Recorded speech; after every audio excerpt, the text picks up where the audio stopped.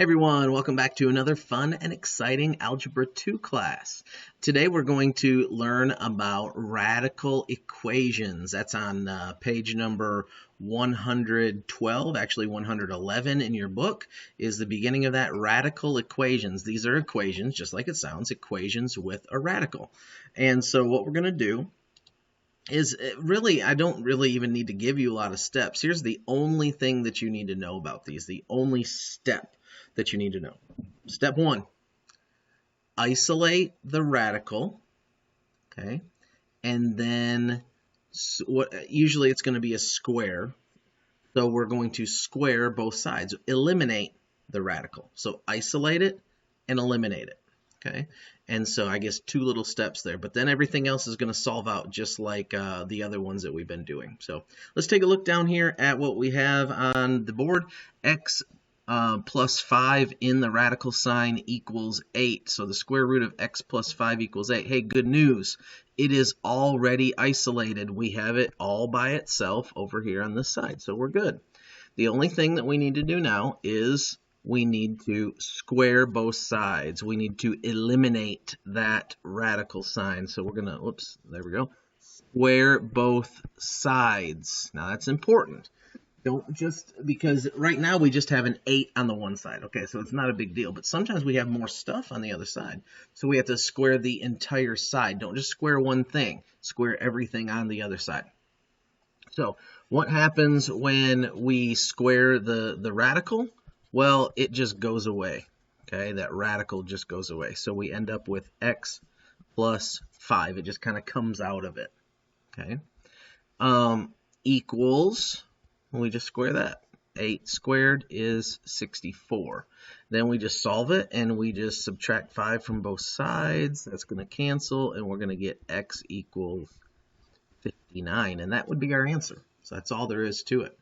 Now, you can check it. It's fine. What you would do to check this is you just plug it back in.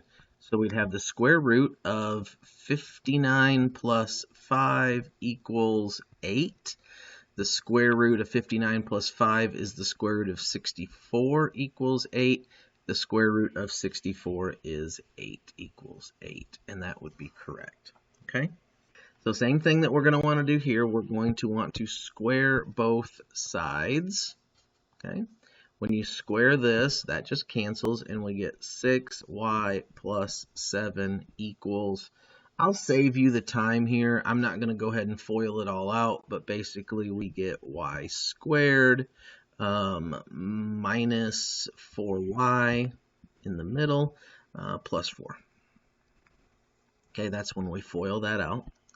Now we're just going to want to combine our like terms there. So minus 6y to both sides, minus 6y, minus 7 to both sides. And that's going to cancel all that stuff out. We're going to get 0 equals y squared minus 10y minus 3. Now, in this one, when we start to try to factor this one, something happens.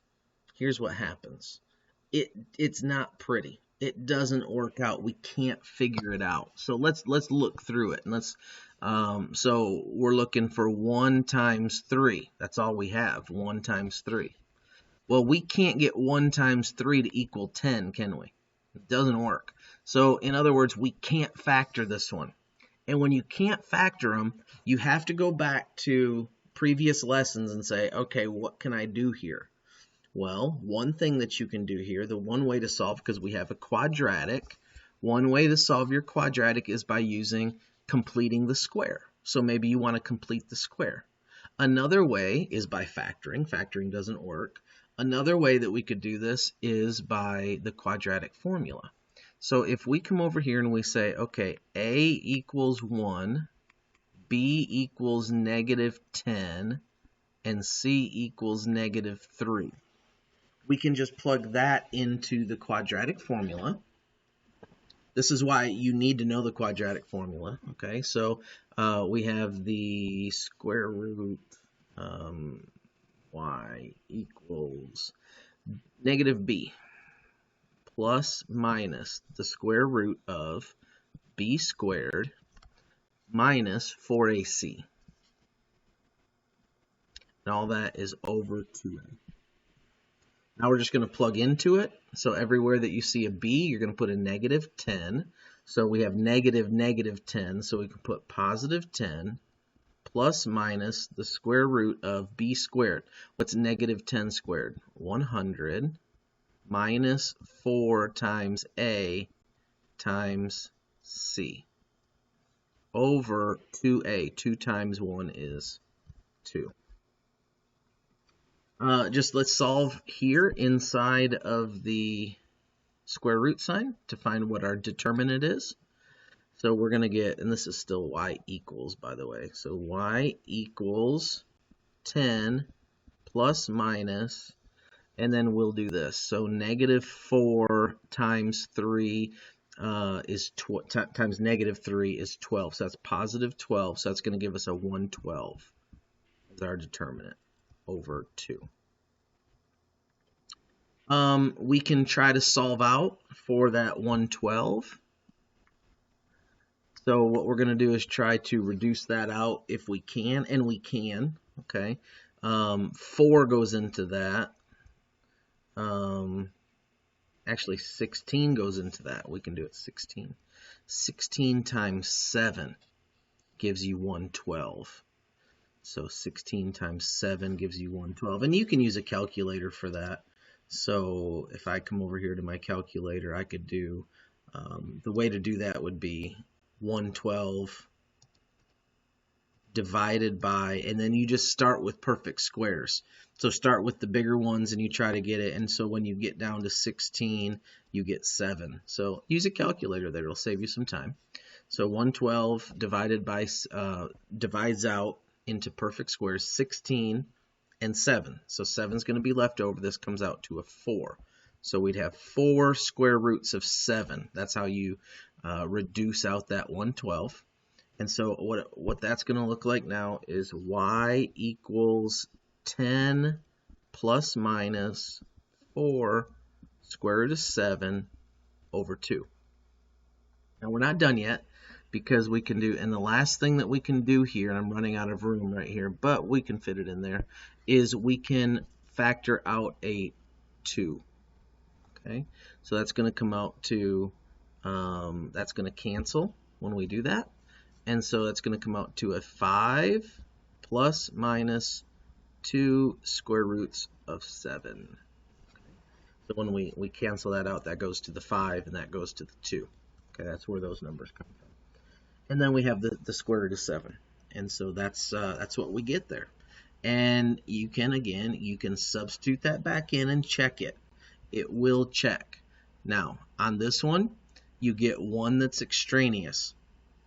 The negative actually comes out extraneous, so make sure that you are checking these. They're a little bit difficult to check, but you can go back and you can check those. Okay?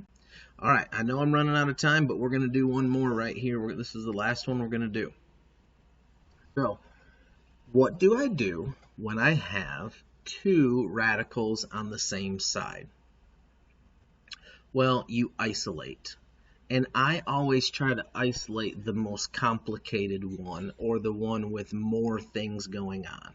So there's 2 that you could choose from. They're not really that much different, but I would choose to isolate this one. Let's leave that one alone, and let's get this over to the other side. That's going to cancel that, and I'm going to get the square root of 4a equals 5 minus a. Now what we want to do is we want to square both sides. Don't forget, you've got to square both sides. Don't just try to square this a squared. It's not going to work. That's going to solve out to 4a equals this, whatever this is. Well, let's do it. Now, I'm going to scroll down and we're going to do it down at the bottom. So 5 minus a squared. Or square root of a, sorry. Squared. Okay, so here we go. We're going to get 25. Let me change the color here. That'll help. That's going to give us 25. This is going to give us, there's the outers. That's going to give us minus 5 square roots of a. And then we'll do the inners, and that's also going to give us minus 5 square roots of a. And then the outers is going to give us, okay, positive a. Now let me show you how that happens. Negative a square root of a times negative square root of a actually gives us a positive square root of a squared. Well, that simplifies out to just positive a. So I kind of did all that in my mind right there. I'm not sure if you can do that in your mind or not, but if you can't, just do it. A times a is a squared. What is the square root of a squared? It's a. That simplifies out to a. Okay, so there you go. That is what we get when we do our FOIL. We can obviously simplify this. So 25 minus 10 square root of a plus a. So that's what we're going to put back up into the problem here. So that's going to be 25 minus 10 square root of a plus a. And now what you're going to want to do is, and notice, here's a problem. We still have a square root right there. And that's like, oh my goodness, I thought I wanted to get rid of that. You do want to get rid of that, okay? So what you have to do is you have to do this process again. You have to get rid of that. And so we have to, right now, we're kind of right back to where we started from on this other one. So we go back over here where we isolated it, and now we're back to where we started. In other words, whoops, where is it? There it is. We have to isolate this one. We have to get it by itself.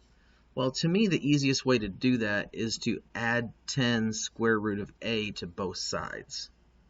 Add 10 square root of a to both sides and subtract 4a to both sides. So minus 4a.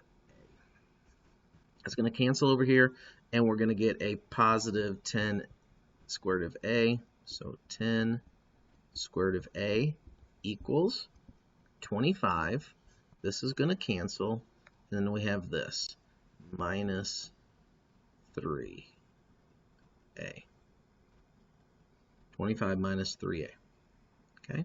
Now what we need to do is we're back to this. We need to, again, try to get this by itself, and so we need to square both sides. Well, what happens when we square both sides is this kind of goes to both, so we get 100, and then that cancels. 100a equals this, whatever this comes out to. Well, what does that come out to? Well, that comes out to, I'm just going to take the time and I'm going to rearrange it, and I'm just going to try to save some time here. That comes out to 9a squared plus, minus 150a plus 625, 650, No, 625, that's right. 625. Yeah. Okay. Now, I'm just saving time. You would have to square that. This is what you get when you square it. Okay, FOIL it. So when you FOIL it, this is what you come up with. Now, I changed the order around just so it looks a little bit better for us. So now what we're going to want to do is subtract 100a from both sides. And you're going to end up with 0 equals 9a squared minus 250a plus 625. And now we want to factor that, or we want to plug it into the quadratic formula. We just want to try to figure out what we're going to get there. If you plug it into the quadratic formula, you end up with a equals 25. I'm just going to save some time here and show you that you get, plug it in to the quadratic formula, you work it out, and you get a equals 25, and The other answer is 25 over 9. So those are your two answers, 25 and 25 over 9. When you plug that back in, you come up with 25 is an extraneous solution, and the only answer is 29 over 9 for that one. So lots of stuff going on there. I simplified it just a little bit to save some time, but when you actually plug this into the quadratic formula, that's what you would get. But that's not really what this lesson is about. This lesson is about the first part here about squaring both sides, and then you should know how to plug it into the quadratic formula, okay? All right, hopefully you learned something there and you can do this in the future. If not, rewind the video and watch it again. We'll see you later. Bye-bye.